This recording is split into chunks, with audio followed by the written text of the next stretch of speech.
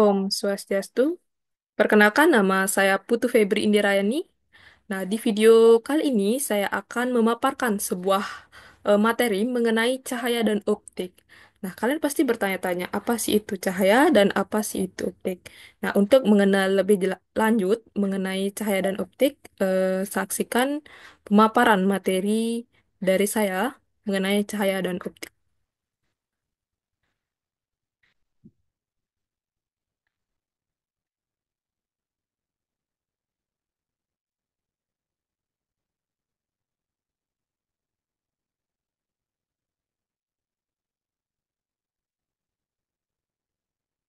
Nah, dari cahaya dan optik ini saya akan membahas lebih pertama yaitu cahaya.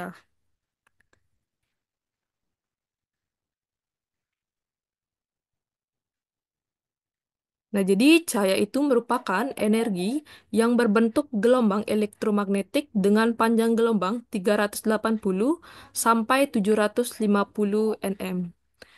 Nah, jadi gelombang elektromagnetik ini diartikan sebagai gelombang yang tidak memerlukan medium untuk merambat. Nah, sehingga cahaya itu dapat merambat tanpa memerlukan medium. Nah, jadi di cahaya itu terdapat yang namanya berkas cahaya. Nah, jadi yang pertama ada berkas cahaya menyebar. Nah, yang biasanya disebut juga divergen. Nah, jadi cahaya menyebar ini merupakan berkas cahaya yang berasal dari satu titik kemudian menyebar ke segala arah. Nah, terus yang kedua yaitu ada berkas cahaya sejajar. Nah, jadi berkas cahaya sejajar ini cahaya yang arahnya itu sejajar satu sama lain. Terus ada berkas cahaya mengumpul. Nah, jadi berkas cahaya ini merupakan cahaya yang menuju ke satu titik, ke titik tertentu.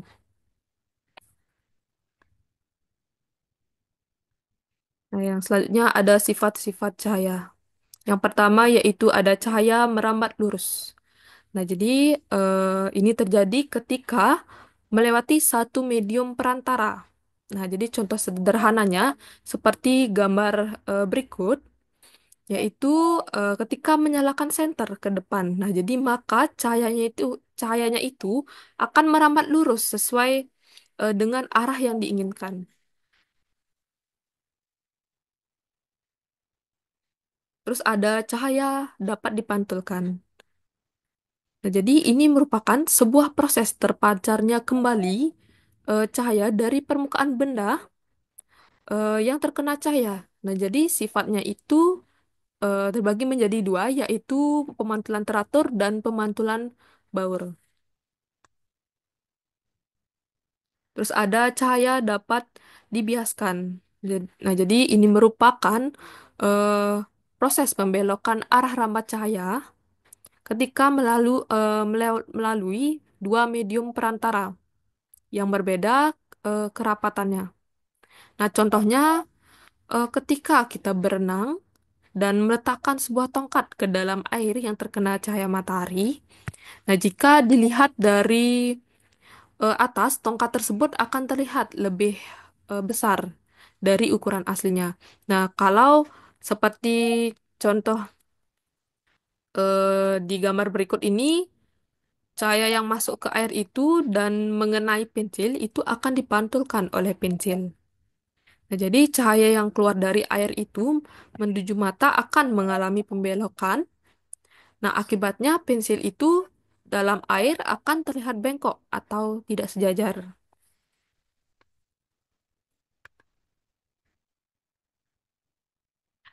Terus ada cahaya dapat diuraikan. Nah, jadi cahaya dapat diuraikan ini merupakan cahaya yang terjadi secara alami. Nah, contohnya seperti di gambar itu pelangi. Nah, jadi ketika terjadi pelangi itu, warna-warna dalam pelangi tersebut asalnya dari satu warna saja, yaitu warna putih dari matahari. Nah, tetapi warna putih tersebut dibiaskan oleh titik-titik air hujan yang mengakibatkan cahaya putih itu diuraikan menjadi beberapa macam warna. Nah, sehingga terbentuknya warna-warna yang indah seperti merah, kuning, hijau, ungu, seperti itu. Terus ada cahaya menembus benda bening. Jadi benda bening, jadi benda yang bening itu adalah benda yang ditembus oleh cahaya. Terus mengalami difraksi atau pelenturan. Nah, jadi ini terjadi ketika pada bidang yang sempit. Nah, jadi cahaya itu mengalami pelenturan gelombang, yaitu kejadian atau peristiwa pembelokan arah rambut cahaya gelombang karena melewati celah yang sempit.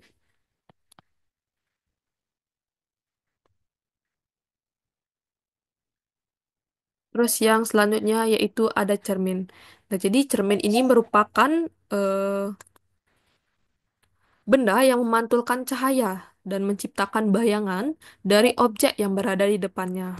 Nah, jadi cermin ini memiliki beberapa jenis. Yang pertama yaitu cermin datar. Nah, jadi cermin datar ini memiliki bagian pemantul yang berbentuk datar. Nah, jadi sifat bayangan itu terjadi sama besar dengan benda.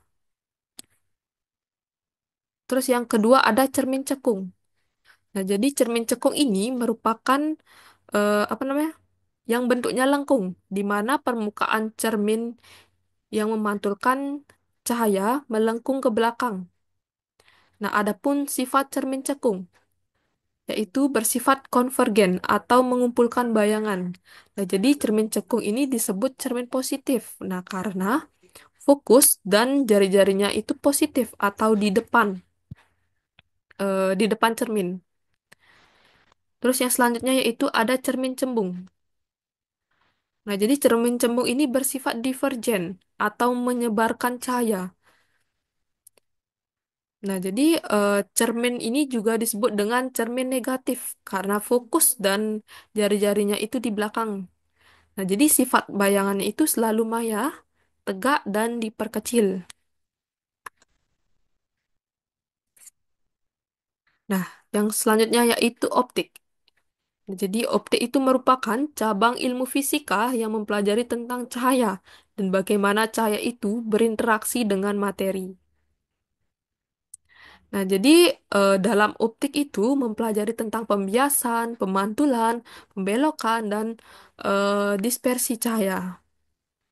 Nah, jadi di optik itu terdapat yang namanya alat optik. Nah, jadi alat optik itu adalah alat yang memanfaatkan sifat cahaya, hukum pemantulan, dan hukum pembiasan untuk membentuk bayangan satu benda. Nah, jadi alat optik ini dapat membantu manusia melihat dan mengabadikan segala sesuatu. Nah, jadi alat optik ini terbagi menjadi dua jenis, yaitu alat optik alami dan alat optik buatan. Nah, yang pertama di sini ada alat optik buatan. Contohnya seperti kaca pembesar, seperti contoh gambar berikut. Jadi, kaca pembesar ini membantu kita melihat benda kecil dengan lebih jelas. Terus ada mikroskop. Nah, jadi mikroskop ini memungkinkan kita melihat benda yang sangat kecil seperti sel.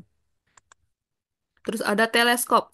Nah, jadi teleskop ini membantu kita mengamati benda eh, yang la benda benda langit yang jauh. Terus ada kamera. Nah, jadi kamera ini menangkap cahaya dan mengubahnya menjadi gambar. Nah, ini yang terakhir ada mata manusia. Nah, ini yang merupakan alat optik yang alami. Yang selanjutnya yaitu fenomena optik. Nah, jadi ada banyak fenomena optik yang menarik terjadi di sekitar kita. Nah, contohnya yaitu seperti pelangi. Nah, jadi pelangi ini terbentuk akibat pembiasan dan pemantulan cahaya matahari pada tetesan air hujan. Terus ada fata morgana. Jadi fata morgana ini optik yang menyebabkan objek jauh itu terlihat terapung di atas permukaan air. Terus ada bayangan. Nah, jadi bayang ini terbentuk ketika cahaya itu terhalang oleh suatu benda.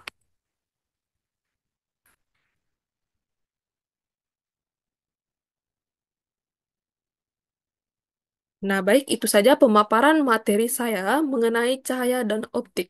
Nah, semoga dengan pemaparan tadi bisa bermanfaat untuk kalian semua. Nah, untuk sebelumnya mohon maaf apabila saya ada salah kata dan hal yang kurang berkenan. Dan saya akhiri dengan menghaturkan para mesanti. Om Santi Santi.